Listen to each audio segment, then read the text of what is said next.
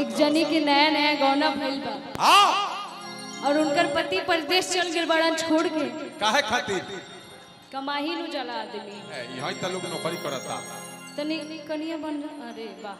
देखा तरु के धीरज अपन सैयद जी के फोन लगा के बुलावा तड़ी और कहा तड़ी कि कोई के अरे हई गवना रोजो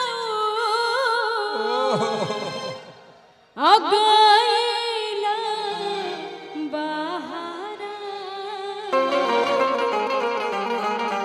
पिंटू बाबू उसको थोड़ा सा ब्रेक दे के यहाँ लोग के बबुआन के सुनियन जा।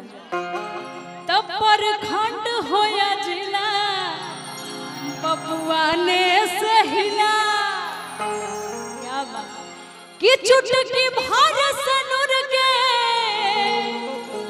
कि चुटकी भर से नूर के तू तो सान हो आहै बबुआन के जान हो। एक बार और कि परखंड होया जिला कि कोई के गा मनवै रजो अगैला बहारा।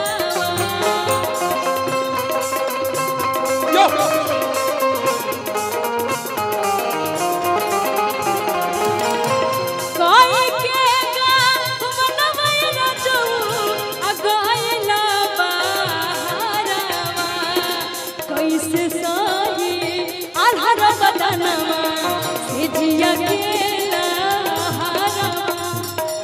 कैसे सही आल्हर बदनवा से जिया गेला हाथ में चुरी जतन के हाथ में यार पिया किया ने लगी।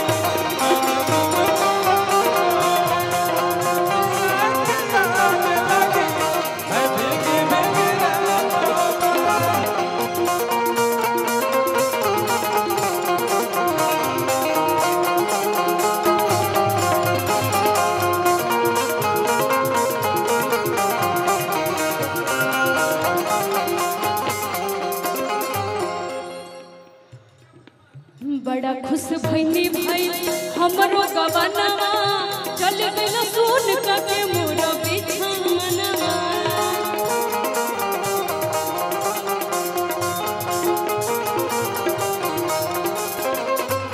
बड़ा खुश भइनी भाई हमरो गवनवा चल गइल सुन के मोर बिछमनवा।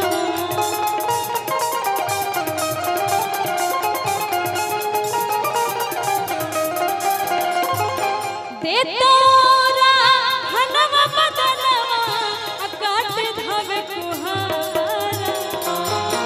दे तोरा हनवा बदनवा काट धवे कुहारा। लेकिन तारा के देख के बोलत कि आँखिया के निरखिर का जरा बिंदिया करे सूर हो। आँखिया के निरखिर का जरा बिंदिया करे सूर हो। गलिया के चुमे कन बलिया धड़किला छतिया हो। गलिया के चुमे कन बलिया धड़किला छतिया हो। आँखिया के निरखिर का जरा बिंदिया करे सूर हो। आँखिया के निरखिर का जरा बिंदिया करे सूर हो।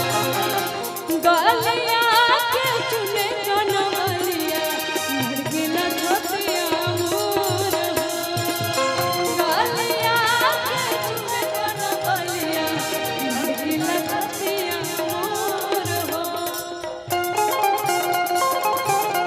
जिया सर भाई क्या बात था?